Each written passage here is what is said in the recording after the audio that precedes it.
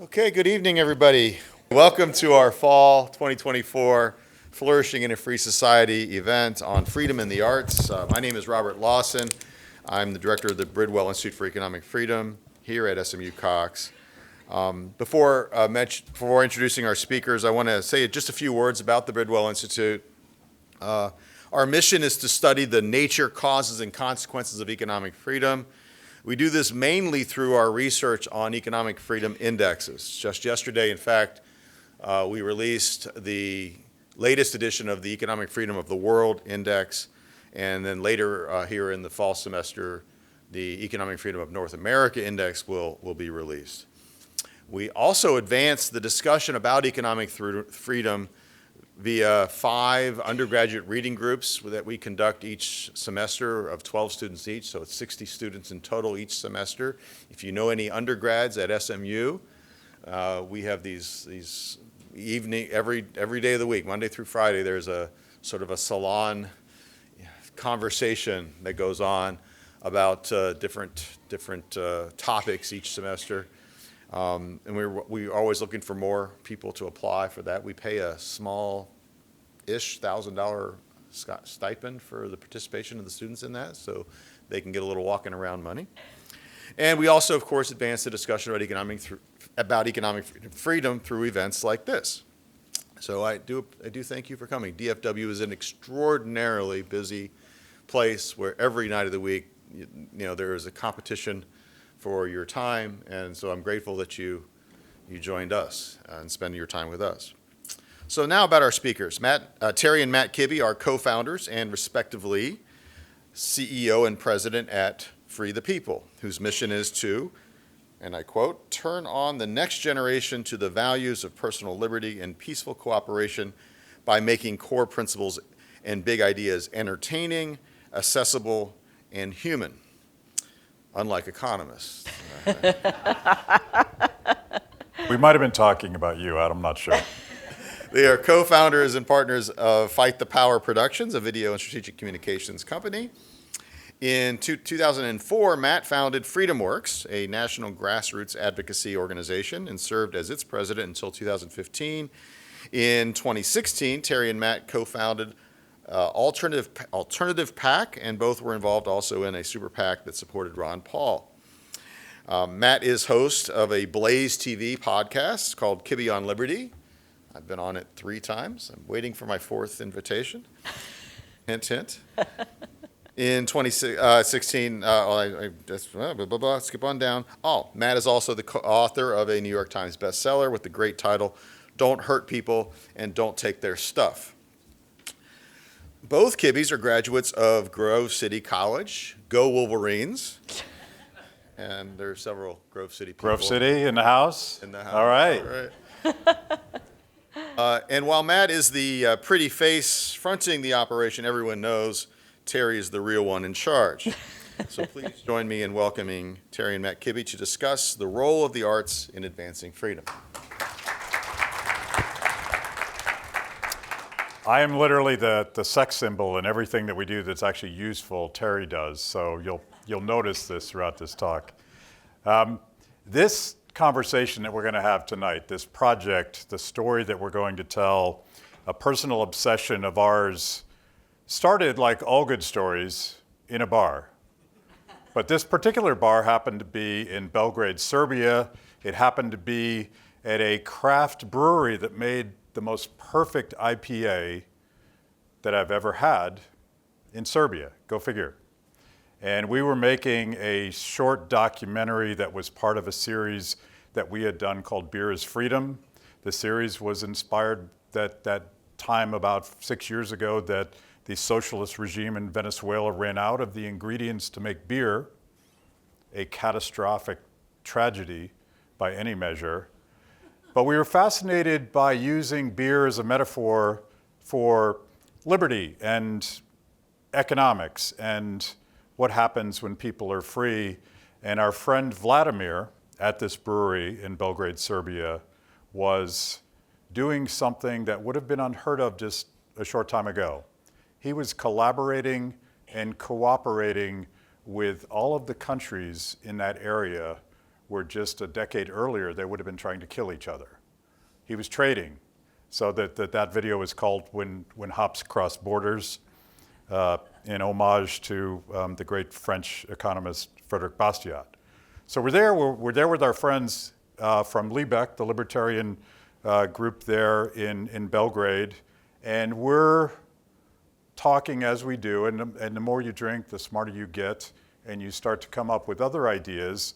And they're like, I know this professor here in Belgrade who is a scholar of the crimes, humanitarian crimes that Joseph Tito committed against the Serbian people.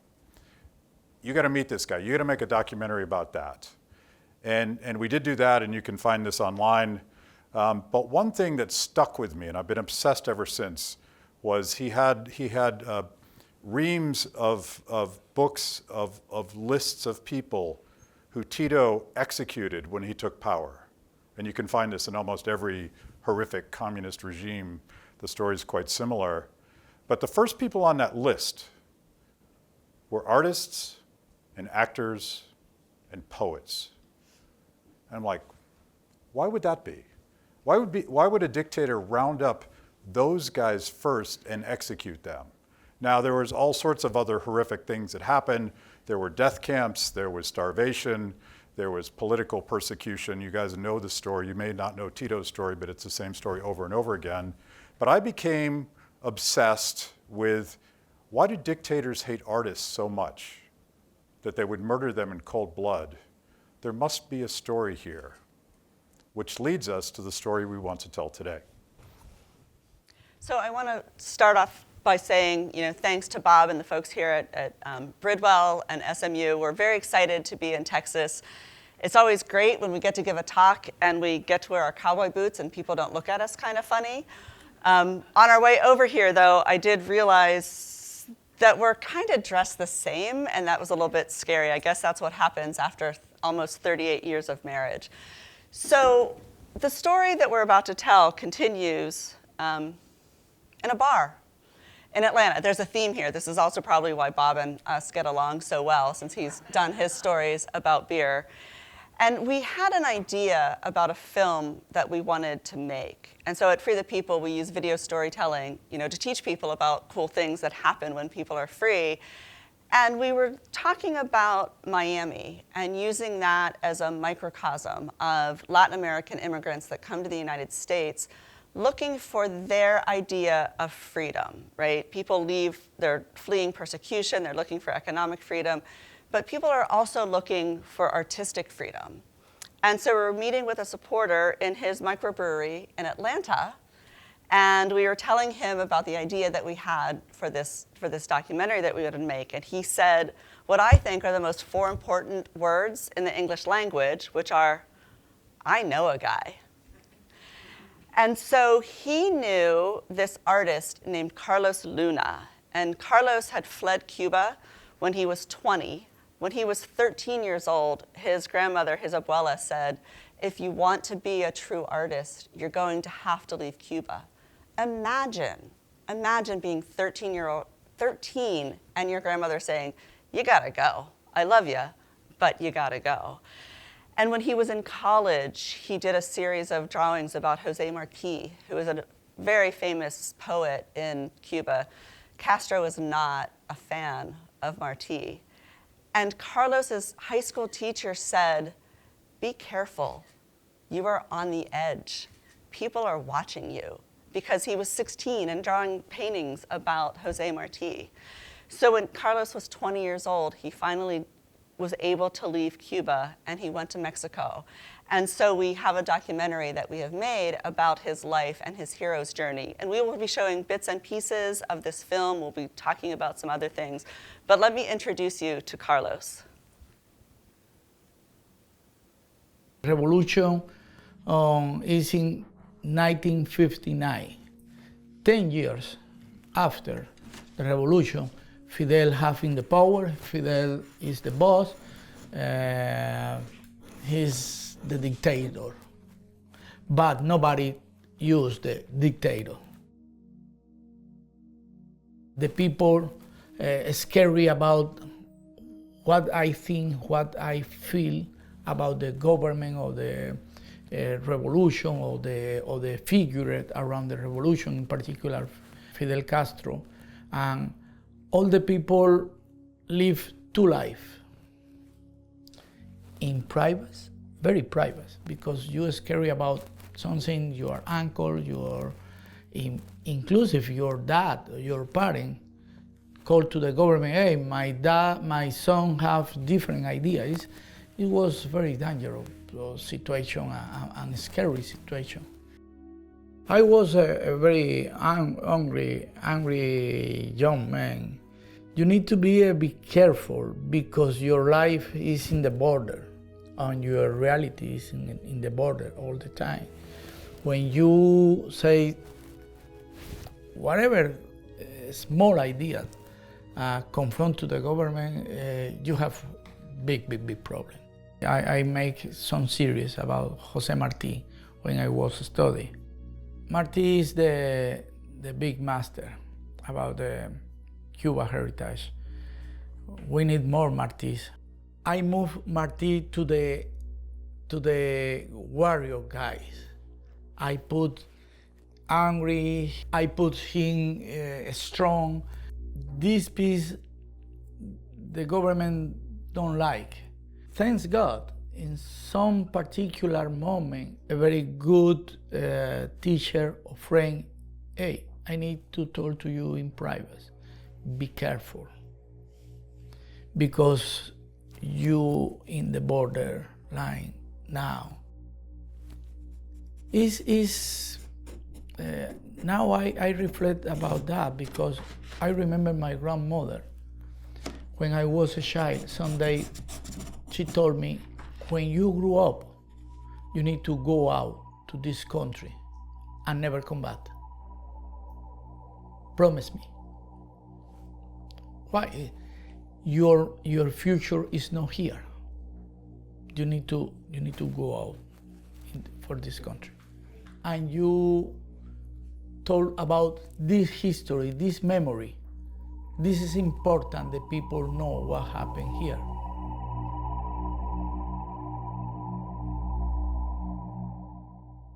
So it was interesting when we reached out to Carlos to make this film, and as documentary makers, there's always this, you reach out to someone and you have no idea what they're going to think of you, if they're going to want to take part in your project, if they think you're crazy.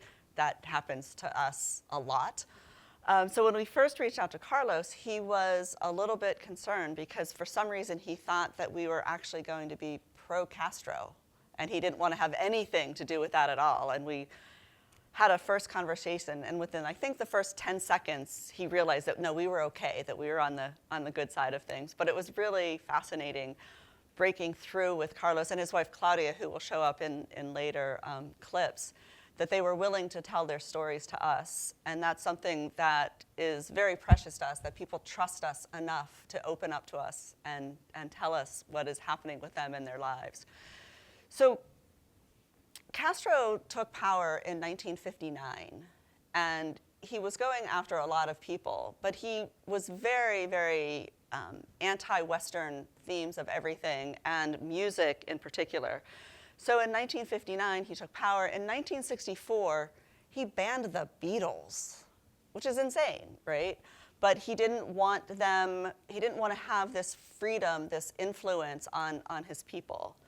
But you have a quote. When we talk together, this is like a microcosm of our marriage. We might bicker, we'll correct each other, so just bear with us. Terry doesn't want me to read this quote from Fidel Castro, but I think it's hysterical. And this is his public rationale for not just banning the Beatles, but Western music generally. And excuse the tortured English, but he doesn't really make sense.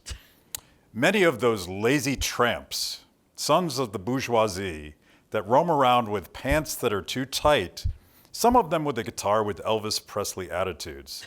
They have gone so far as to go to public places with the intention of freely organizing their feminine shows. Do not mistake the serenity of the revolution and the equanimity of the revolution for weaknesses of the revolution, because our society cannot allow these degenerates.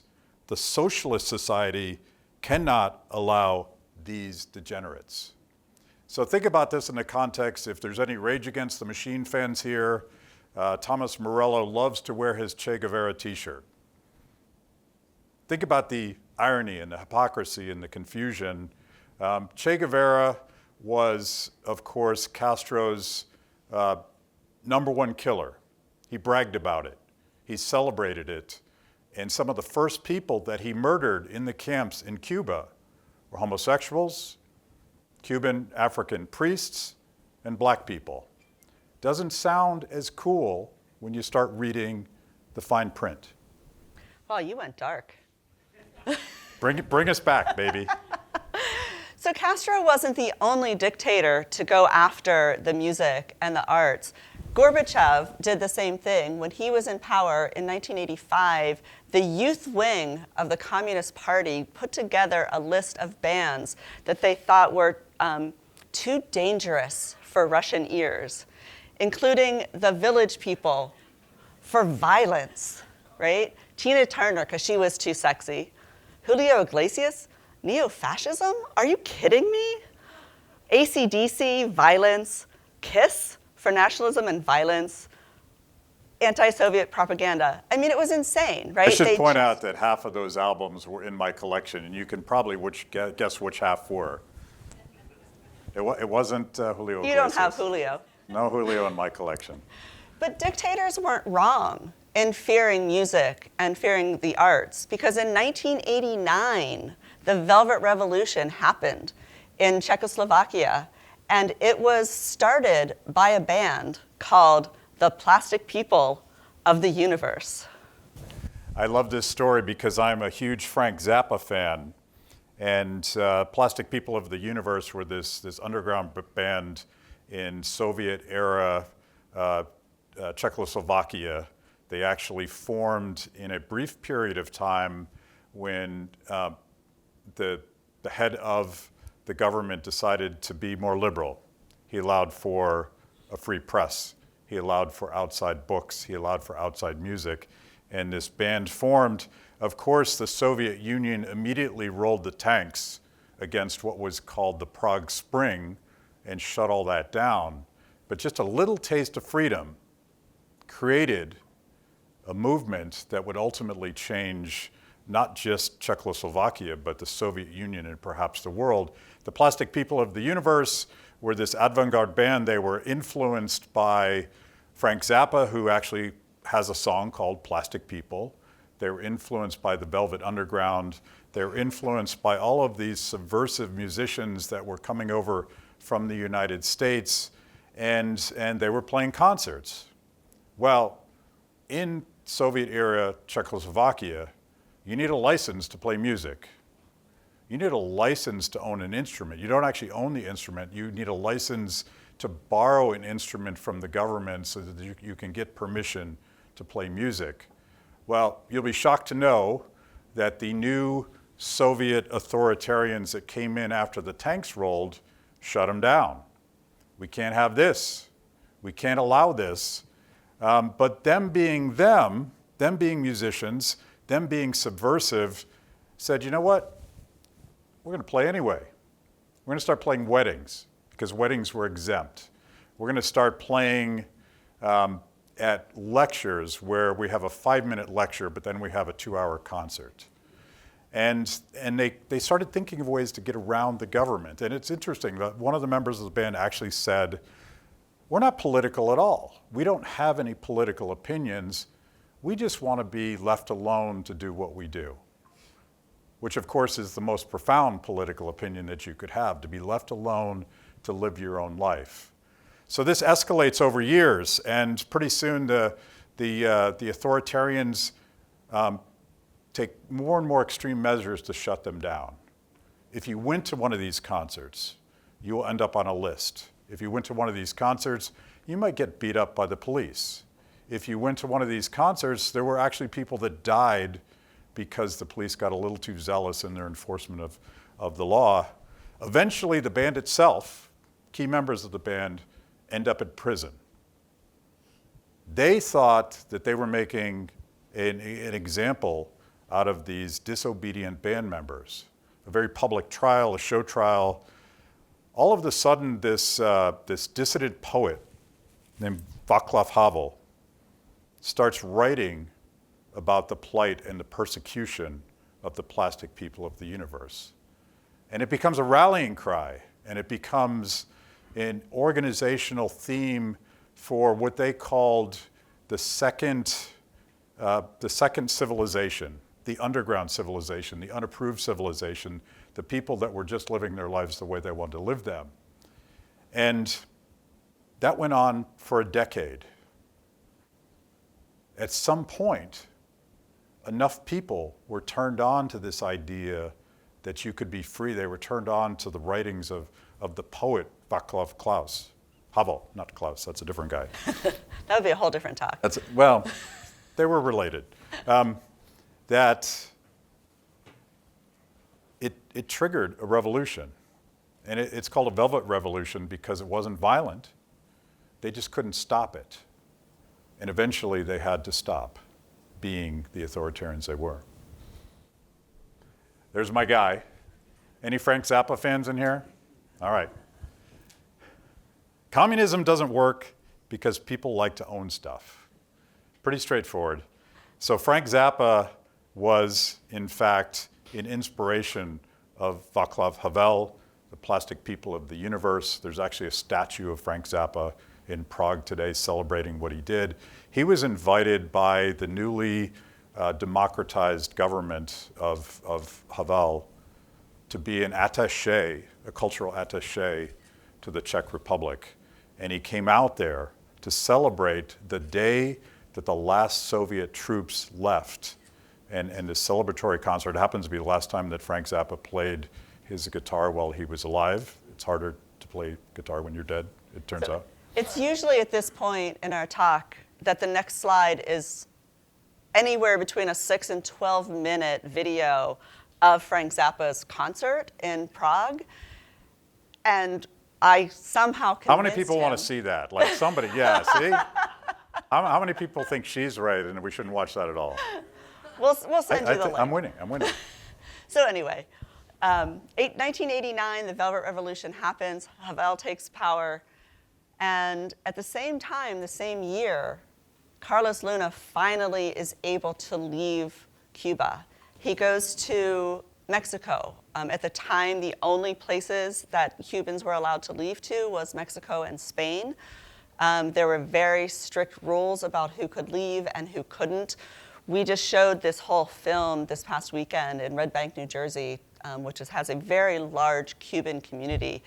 And we met with some of the immigrants that had come over to the United States during this time, and horrific stories.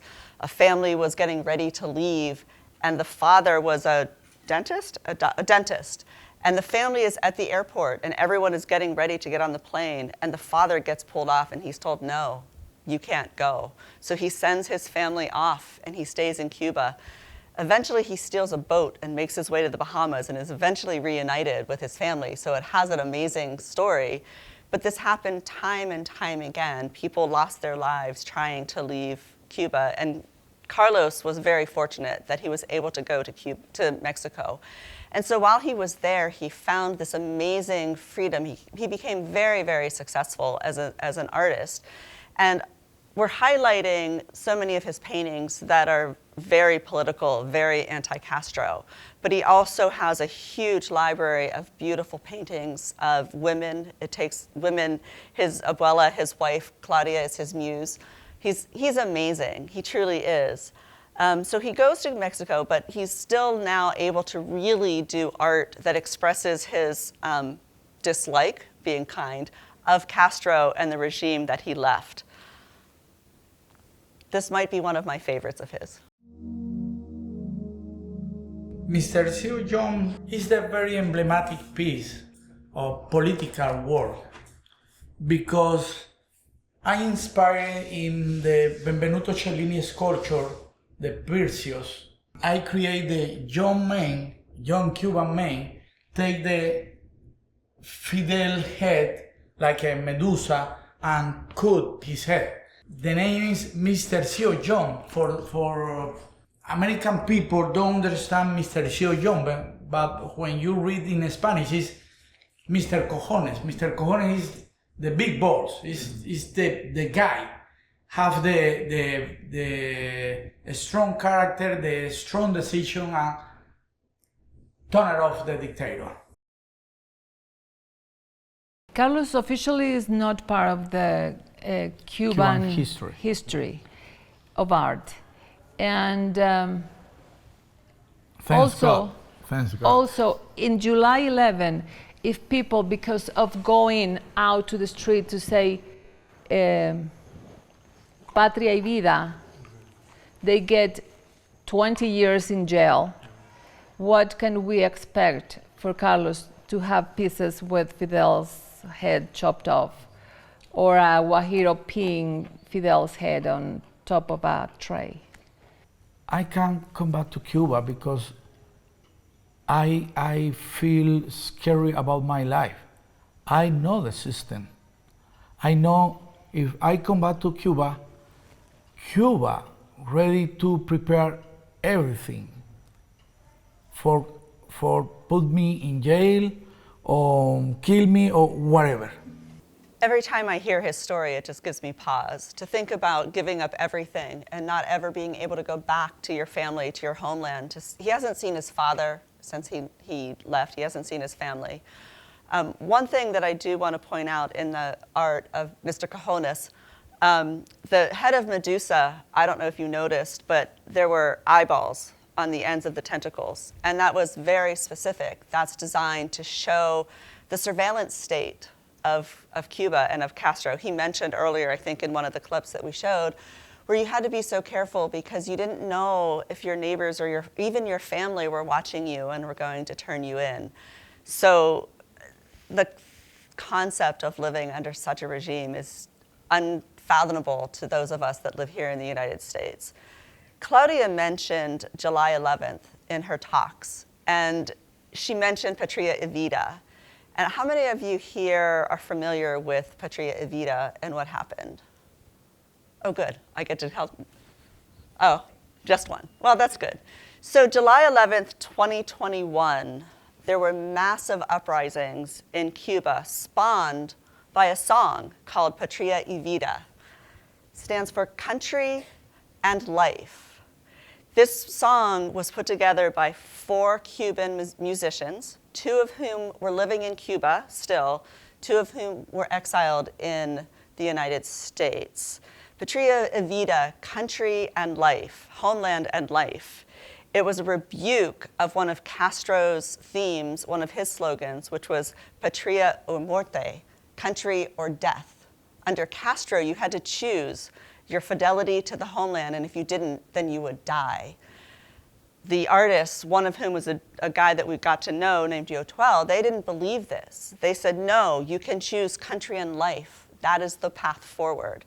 So this song came out in February of 2021. On July 11th, hundreds of thousands of people started protesting in Cuba.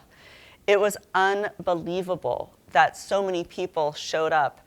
It also, so many of the people that showed up to those protests were imprisoned. Over almost 2,000 people went to jail. 700 people were sentenced because they participated in these protests. The 2 Cuban artists that were there in Cuba are still in jail today. They have been sentenced to 9 years in prison for writing a song about freedom. We were fortunate in November of that year. Joe Twell, one of the artists, performed in Miami at Atlas Network. It's a great organization. And we were there at the dinner, and Carlos and his wife Claudia joined us. And Carlos is, to say that Carlos is emotional is really an understatement. He wears his heart on his sleeve. And he was sitting there listening to Joe Twell do the performance of this song with tears just pouring down his face because of his love of Cuba and the realization of everything that he had given, but so hopeful that the fight was still happening. The song and these protests, it led to the largest mass emigration of Cubans. It was bigger than the, what was it? The Boat lift. The boat lift, yes. Sorry, I drew a blank there. I think 200,000 people left Cuba because of this song. So if you wonder why despots and dictators fear the arts, this is why. We were fortunate when Joe Twell performed at this Atlas event that we filmed his performance, and we also sat down for some conversations with him as well. So we're going to share some of that with you.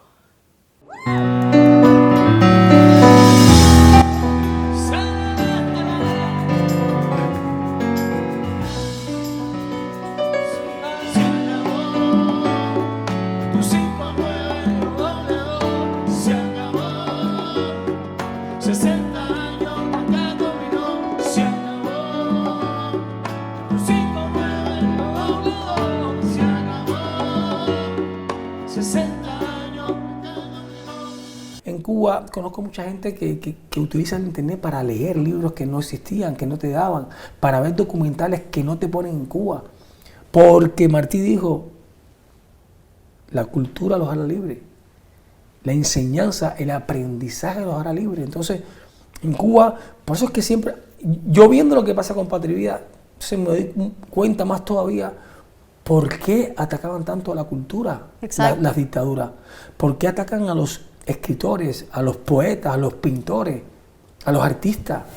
¿Por qué quieren controlar el arte? Porque el arte es lo que realmente crea la revolución. El arte es lo que hace conciencia, es lo que te hace reflexionar, lo que te hace entender, te hace decir, wow, cuando lees un buen libro, de esos que prohíben en Cuba, que terminas de leerlo, ya abres esa ventana a, espérate, descubres el mundo, ¿no? Entonces, por eso es que siempre ha estado censurado el arte libre en Cuba. So he's talking about Jose Marti one more time. Jose Marti, for those of you who don't know, was basically the George Washington or Thomas Jefferson of Cuban independence. Not only a warrior, but a poet. And the song Guantanamera, basically the Cuban cultural national anthem, was inspired by a poem by Jose Marti. Yotuel quotes Marti again, just like Carlos, and says, culture matters most.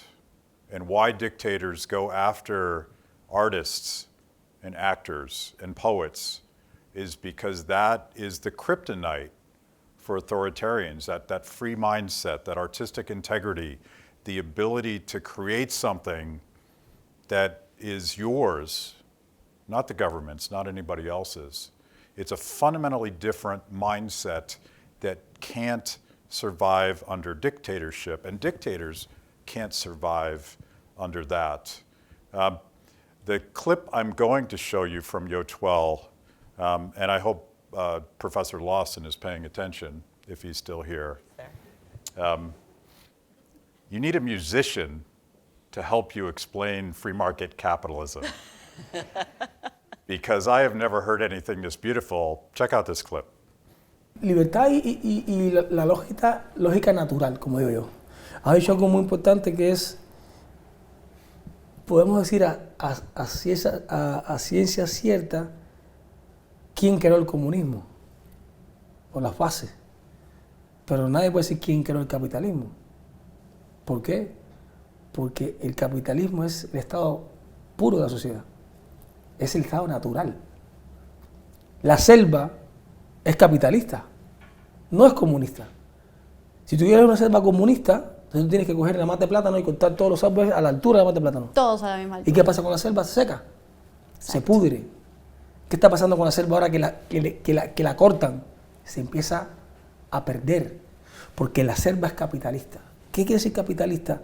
Que cada árbol tiene su función, da igual que tú seas más grande que yo, porque ese árbol que crece más grande genera una sombra donde crecen unos hongos que se alimentan otros árboles y otros animales. Entonces el ecosistema, claro, se crea un engranaje de la diferencia. La diferencia hace el poder. Así es. Por eso es que la jungla la queremos cuidar, porque tenemos que cuidar el ecosistema natural.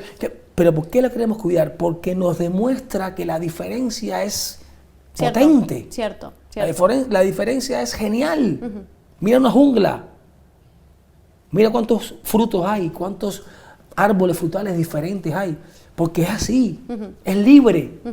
Ahora, si ponemos una selva comunista, decimos, todos los árboles los cortamos a la altura de la mata de plátano y todos los árboles frutales dan plátano. ¿Qué pasa?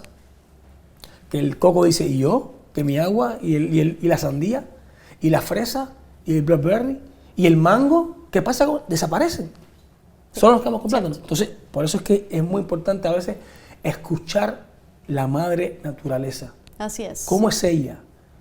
¿Cómo actúa? O sea, actuemos como ella. ¿Qué quiere decir eso? Quiere decir que la diferencia hace la fuerza. Que la diferencia, el yo más grande, el otro más chiquito, el otro más tal, toda esa complejidad bella de diferente que somos, hacemos que el mundo sea mucho más potente.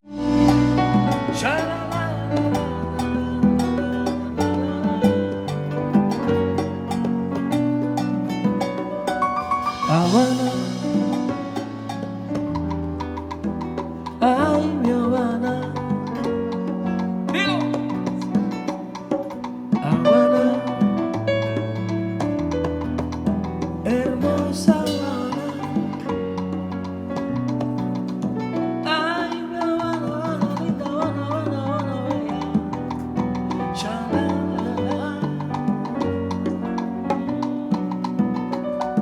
Habana, si mis ojos te abandonaran. Communism is man-made. Capitalism is the natural state of things. He uses the phrase beautiful complexity. I prefer the phrase beautiful chaos. And Terry's going to get me mad at me now because Again? I'm going to quote some dead economists. I do this sometimes. It's not necessarily a good way to tell the story, but it's an homage to the academic setting that we're in. I'm pretty sure Yotuel has never read Ludwig von Mises, but he's describing the market process, right? It's not a thing, it's not a place, it's just the process of people figuring things out.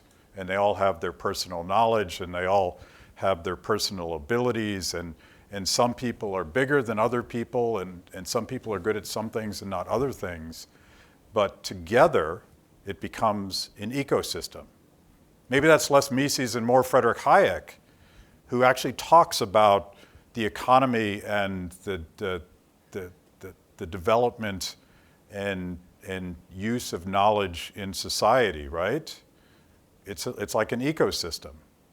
It's not this horrible thing like capitalism. That's a loaded word, right? It's a word that I'm not sure that a lot of young people have any context for what we think we mean when we say that word.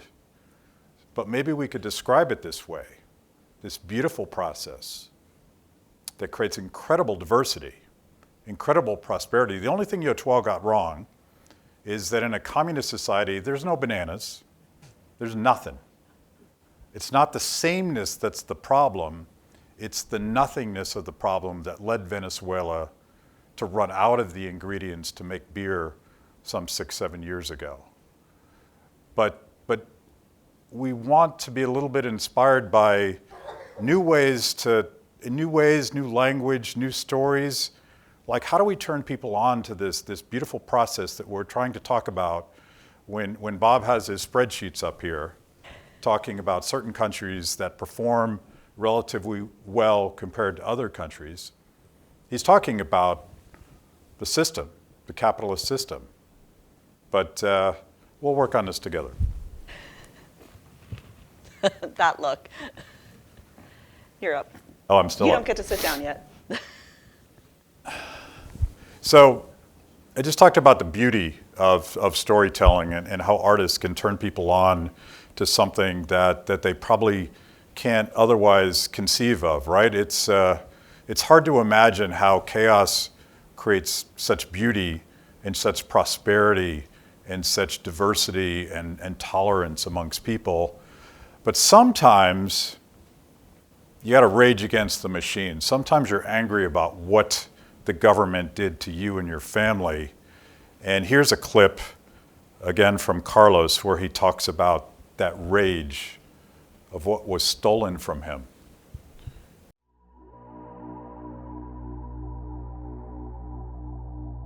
I need to say the very clear messages. This guy is the responsibility about the disaster. I need to ready to kill him all the time, confront him. This guy don't respect the free life. This guy don't respect the other people, and I don't respect him and his idea and his process and his system, ideology. I am ready to kill all the idea about this guy, because this guy broken the family, broken the country, broken the human condition, broken the free life.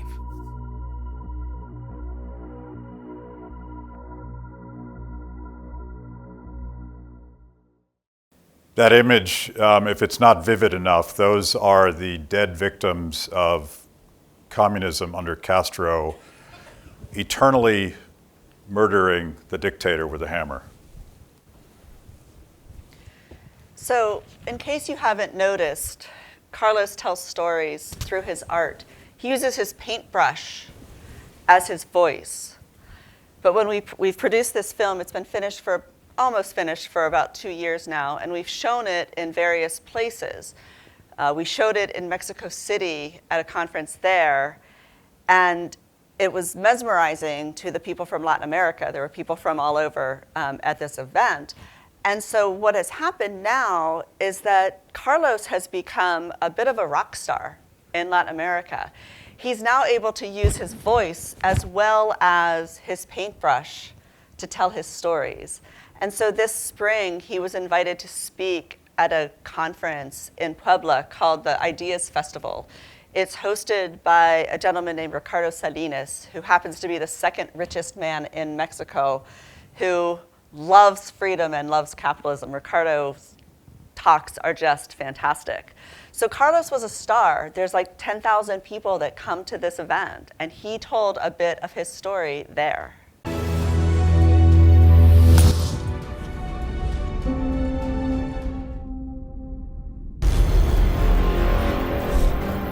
Con ustedes, Carlos Luna.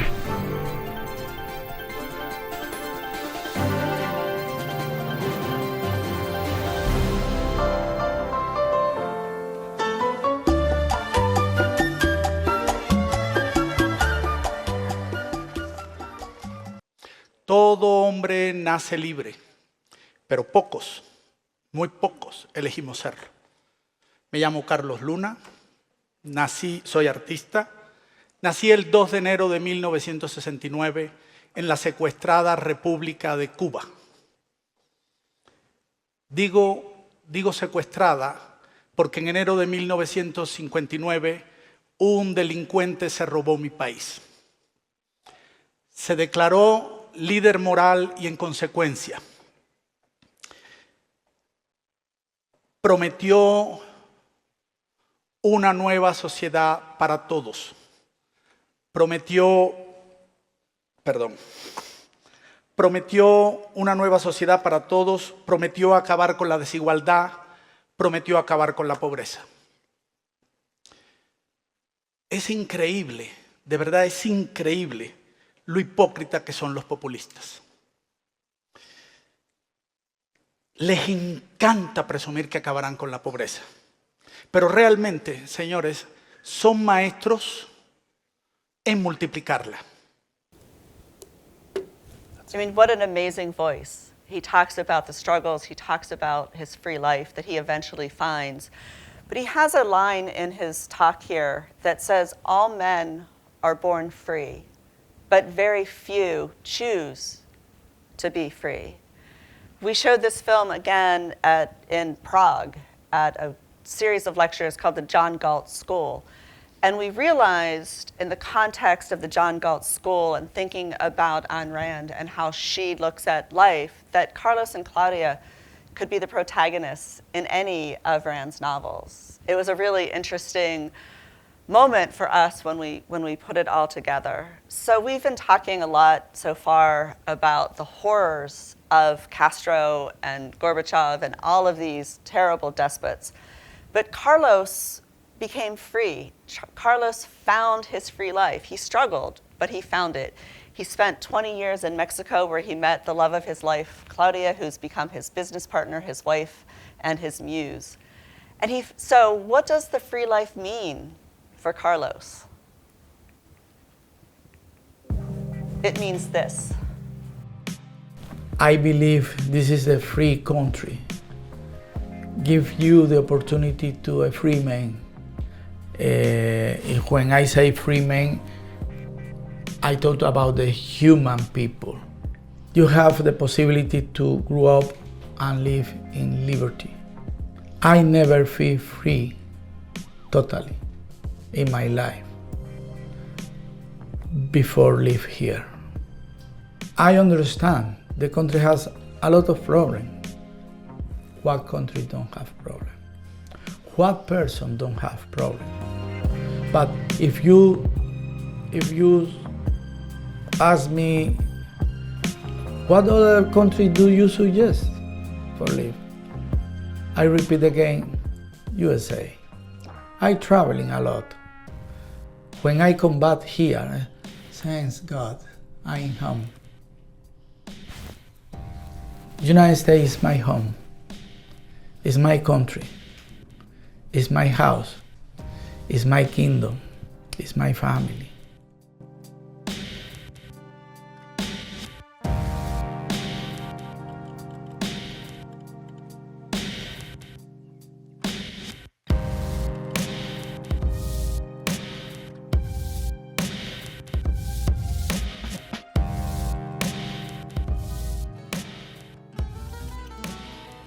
Why God give me the life? I don't know. But I understand He give me a lot of treasure. I need to use this treasure. I need to be responsible about this treasure. And I need to talk about that. I think the treasure is I express myself in this way. I need to express who I am. For me, this is a treasure. For me, this is a very important and strong gift.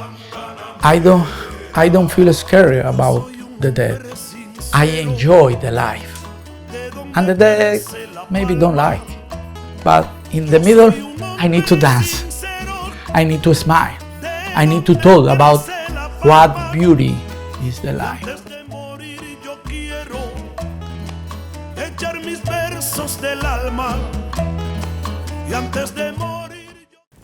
So why did we tell Carlos's story? As we mentioned earlier, we use stories to reach people because we recognize that you reach them through their hearts, not through spreadsheets. Sorry. I'm pro spreadsheet, by the way, just to be clear. When's the last time you opened up Excel? Last time I watched one of Bob's lectures. So we chose this story and Carlos because we recognized that second and third generation of immigrants forgot what their families gave up to come here. If they were even taught it at all, these are the people that are now embracing AOC and her misguided views on government and whatever it is. So we've shown this film, to a number of groups with students, and people come up to us and they had no idea that their families had gone through this, that people like Carlos choose a free life knowing that they won't be able to see their families again. And this is how we believe that you can change people's hearts and minds and make the entire world a freer place. So I've been picking on academics, and I don't mean any of it because I actually believe that there is something that I'll call the intellectual structure of production. And we need ideas. We need the mises and the Hayeks.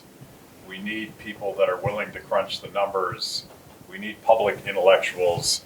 And it used to be, when I was a kid, those silos were forbidden. You couldn't go from academia to public policy to communications to art. These were separate lanes. You had to stay in your lane. We don't have to stay in our lane anymore. And we have an ability to take a substantial idea, a profound idea, and turn it into something that sparks the imaginations of millions and millions and millions of people. And we have the ability to reach everybody. Back in the day, you had to accidentally find a book and slog through it and do something with that. Today, you can watch something on TikTok. You can watch any of our videos on YouTube. You can watch 1-minute shorts. You can find a million different ways to get turned on to an idea that you hadn't heard before.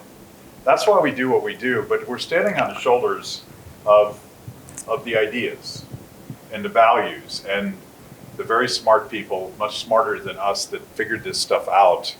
Our job is to reach people beyond a room like this, beyond any sort of academic setting, because you can spark a revolution. You can fundamentally change the way that people think about the world, and that's exciting. We're just scratching the surface of that. And telling the story of artists, I think, is one way to do it. If you're turned off by classic critiques, I've done all these videos. You can watch an endless series of videos that I produce called Socialism Kills. They're pretty depressing, because the history of socialism is extremely depressing. And we have critiques of the healthcare system, and we can explain why so many people starved under Mao's Great Leap Forward. But did you know that you can't pursue your own artistic dreams? You can't be free to create. You can't be free to do for yourself under this thing that AOC says is so cool. Democratic socialism. Nope. You're not going to be allowed to do it. And if you try to do it, they might kill you. I think that might be a way to get people to think about it in a slightly different way. Can you end it on a high note? One sentence that makes us happy. Freedom is awesome, right? All right, thank you so much for coming. Thank you, Bob, for having us. We will open it up for questions, comments, critiques, insults, whatever you'd like to throw at us. Great talk. Did anyone go to the UTD lecture last night? Nobody? Okay. It's a lecture by author Ken Liu. Anyone know Ken Liu? He's a novelist. Nobody? Okay. To be honest, I never heard of him until I saw the promotion for the lecture. So, out of curiosity, I went. Ken Liu was born in China, and he immigrated to the US at the age of 11, got a degree in software engineering, so he's a geek. But then, deep inside, he knows the culture and the language of Chinese, and then he grew up in the US, basically. So he mastered his English. So, and being an engineer, I guess he is a little bored with the work. So he turned to his artistic instinct, and he started writing. I think he first started doing translation work of other authors, and he get to talk to some of the original authors and do translation. Talking about this, artists, writers, why it's dangerous to dictators. He kind of touched a little bit on that, but I mean, his talk is more about the future of art and AI. But he did talk about a little bit about different things. So my point is, what dictators worry about, artists, writers, poets, is a lot of times in the art, in the poems, in the text, people can read a lot out of it. And what he found out is during his translation, he get a lot of critics. People would say, well, you are not translating faithfully. you have an agenda in there. He says, I talked to the original author, so now you are, whoever the critics are, you're telling me that I'm not translating, faithfully. Then, so it kind of shows how powerful that the written language, poems and art is.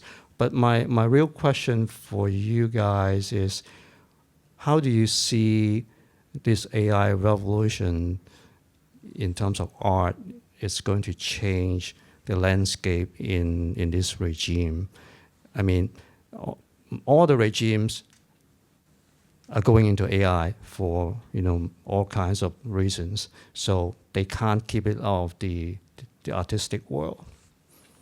So our team is made up of creatives. We have artists and videographers, and needless to say, they're not big fans of AI. I do think, and we're not experts on AI by any stretch of the imagination, I will use it when I have to write something. I say that it gives me a good first draft, and then I end up probably rewriting 80% of it, but it gives me a place to start. I think that one of the challenges that AI has right now is that it doesn't create new things. It's really good at taking the average of everything that's out there and putting it together into something. So I like to say, and I will probably be proven wrong, that AI will be great at producing the art that gets hung in hotel rooms, but that I don't see it really creating the next masterpiece. I'm going to give you a super dorky Austrian economist perspective. Of course you are. I can't help myself. The entire Austrian school, and there's all sorts of diversity in that, but it's really about the tension of habit and history and existing institutions clashing with and battling with that creative spark. And creative in the big C sense of doing something that's never been done before. And Hayek talks about this excessively, like you have to follow a bunch of rules in order to break a rule. And I'm saying this exactly like Terry said it, but being a dork about it. AI doesn't create things, it computes things, it compiles things, and it gives you things that have already been done. But art is about doing something that hasn't been done, even though you're standing on the shoulders of what everyone else has done. So I don't worry about AI nearly as much as our creatives do, but they're also convinced that I'm going to just replace them all with AI. So maybe that's the problem. So Lynn asked us what our next projects are. We're working on a comedy series right now called Comedy is Murder. We've released, 10 or so episodes of it. We recognize that you can use comedy and satire to make fun of things that you might not be able to in a serious way. There's a lot of leeway, and it makes people uncomfortable, and that's what comedy is about. When you think back to Archie Bunker and the Jeffersons, those were comedies, and we laughed at them, but they were making fun of things that maybe needed to change, and they were able to do that. The other next big documentary that we're working on is from our favorite country, Georgia. The country of Georgia, next to Russia, is the birthplace of wine. They've been making wine there for 8,000 years. It's a beautiful culture. Every family would have a little vineyard. They would make their own wine. It's part of the celebration with every meal until Stalin took over. And Stalin decided that there should only be one red wine and one white wine. And they were going to be high alcohol, and they were going to be sweet, and they were going to taste terrible. But it would keep his people happy. So he went in and plowed under all of the different varietals of grapes. There were 500 or 600 different grape varieties that he just ruined, destroyed. But then he lost power, thankfully. And what happened? Entrepreneurship happened. People started making money. They started going back to find their roots, find their vineyards. And entrepreneurs who had made money were able to go back and buy their family's lands back that had been stolen from them by Stalin and his cronies. And so now today, there's a beautiful wine industry and wine culture that's blooming again and blossoming in Georgia. And we spent a week there this spring filming that and talking to winemakers and their sons, talking about how important this is. And it's a beautiful metaphor for communism and socialism. So again, it's a little bit of a bait and switch. We like to call it, it's a little bit of Anthony Bourdain, a little bit of wine porn shot in, like beautiful vineyards, but there's an economics lesson hidden in there. And wine is now a legitimate tax write-off for these purposes. We have time for two more questions. People stood up. Hi, my name is Sebastian Abar. I'm a junior here at SMU, and I'm from the Dominican Republic, so around the Caribbean area. So I really enjoyed the talk, but I wanted to know how artists and creatives like Pablo Milanés and Silvio Rodriguez would fit into your description of creativity and freedom. I don't know the answer. I I don't know the artist. Tell us more about them. So Silvio Rodriguez there's a really good song. Not that I agree with it intellectually, but he talks about Che Guevara and kind of points him and puts him on a pedestal, more or less. Pablo Milanés does the same thing, but not with people, but more with the socialist ideas. So I don't know their specific stories, but there is this fascinating trend where artists in free countries are socialist and artists in unfree countries are fighting against socialism, unless of course they're being paid by the government. I think my guess is that if you don't know what freedom is and you take it for granted, you might think that there's a better way of doing things, but I don't know their specific stories. But I will go find out. You've given him a mission. He'll be on Spotify as soon as we walk out of this room. Final question. Final question. Make it a good one. Thank you.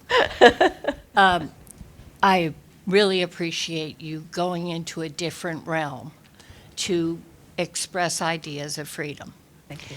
And borrowing from our last questioner, what went through my mind as you're presenting a beautiful story of change and passion, and then I think of the U.S., and when I think of artists and musicians, they are not promoting the ideas with which the fundamentals upon which you are building.